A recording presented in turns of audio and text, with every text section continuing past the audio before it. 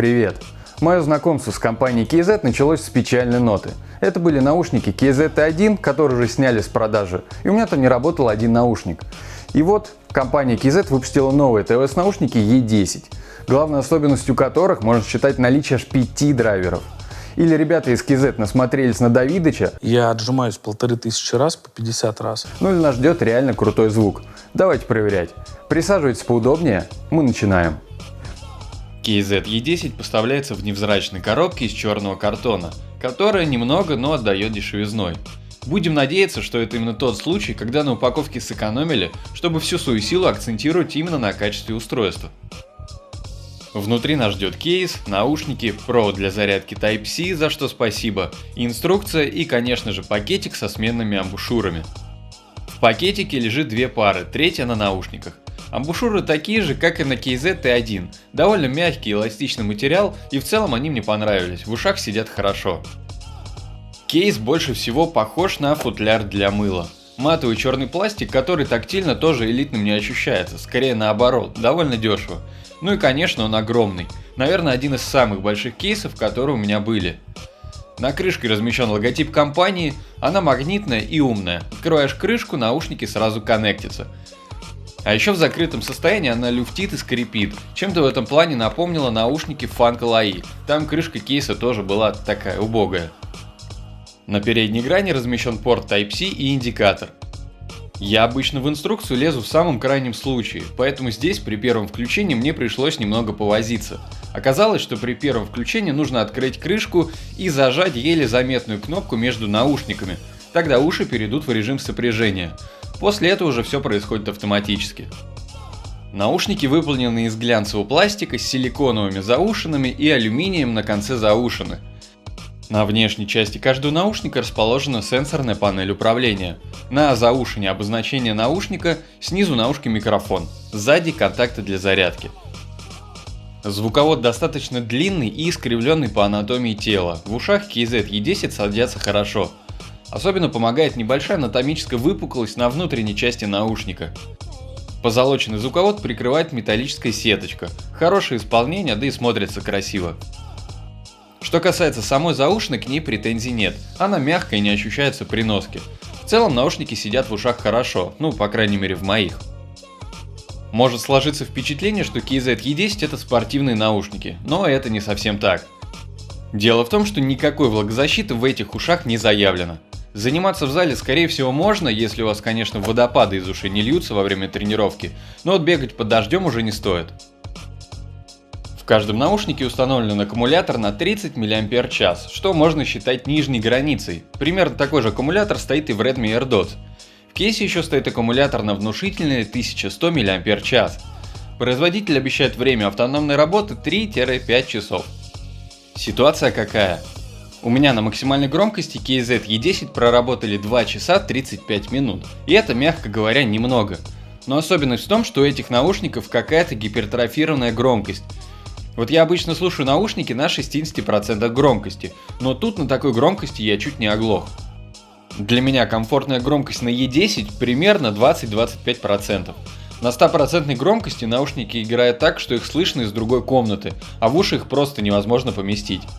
Так что на комфортной громкости E10 свои положенные 4-5 часов отыграют. От кейса их еще можно зарядить с учетом потерь при преобразовании раз 10-11 точно, так что автономность получается неплохая. Кстати, на канале проходит розыгрыш наушников Xiaomi Air 2, ссылку оставлю в описании. Также сейчас каждые 2 недели разыгрываем Mi Band 4, условия простые, лайк, подписка и комментарий по теме видео. Примерно 15-30 числа каждого месяца в прямом эфире определяем победителя. Ну а теперь продолжаем. Управление происходит с помощью сенсорной панели. На короткое касание, как обычно, play или пауза. Далее уже необычно. Короткое касание на левом наушнике – это переключение трека вперед, а короткое касание на правом – назад. И это немного непривычно. При этом управления громкостью в наушниках нет. Хочу заметить, что из-за формы наушников случайные касания у меня здесь были чаще, чем это происходит обычно, но это все дело привычки. Микрофоны. Проверяем работу микрофонов KZ E10. В тихом пространстве незаведенная машина. Ну, вообще-то неплохо. То есть меня слышно громко, отчетливо. Ну, вообще мне нравится. То есть 4, ну, бодренько. Проверяем работу микрофонов KZ-E10 в машине. Кондиционер включен на 3 деления 4, музыка на фоне на 9. Ну, уже становится слышно достаточно хорошо музыку, но все-таки мой голос превалирует, скажем так. Меня слышно лучше, конечно, чем музыку, но и не идеально. Работа шумодава, тут ее фактически нет. Ну, наверное, его здесь и нет. Проверяем работу микрофонов KZ-E10 на улице. Дует ветер, где-то там едут машины. Ну, вообще, конечно, окружающее слышно, но, в общем-то, разговаривать можно. Ну, наверное, 3, может, там 3 с плюсом. В целом микрофоны оставили после себя приятные впечатления. На улице, конечно, разговаривать уже становится трудно, но ТВС-наушники вообще не сладят со своими микрофонами. По задержке звука. В YouTube она практически не ощущается.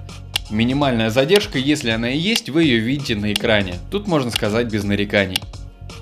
В играх субъективно показалось, что все не так плохо, и вроде даже в Call of Duty игралось более-менее нормально, но задержка, конечно, больше, чем в том же YouTube. По стабильности соединения дома наушники берут максимум через одну стену, за второй же начинается прерывание. А так при ходьбе по городу заикание иногда бывает, причем чаще, чем в других наушниках. Конечно, это все происходит на какие-то доли секунды, но знать об этом надо. Качество звучания. Компания KZ на красивой картинке показывает нам внутреннее устройство наушника, где мы видим один 10-мм динамический излучатель и 4 арматурных излучателя, из которых 2 отвечают за средние частоты, 2 за высокие. Сердце же в этих наушниках квалкомовский чип 3020, благодаря которому при подключении к телефону мы видим столь любимый всеми, ну или многими, кодек aptX. Возможно, из-за моих завышенных ожиданий от 5 драйверов я получил немного не то, что ждал. Что в KZ-E10 мне понравилось, так это середина. Яркая, чистая, детализированная, она реально классная. Низкие частоты проработаны хорошо и даже глубокий бас неплохо сделан, но в целом баса немного. Высокие с одной стороны неплохие, с другой их многовато. На 90% композиций у меня возникало желание покрутить эквалайзером, чтобы их как-нибудь подубавить. Не буду лукавить, по своему звучанию KZ-E10 мне не очень близки.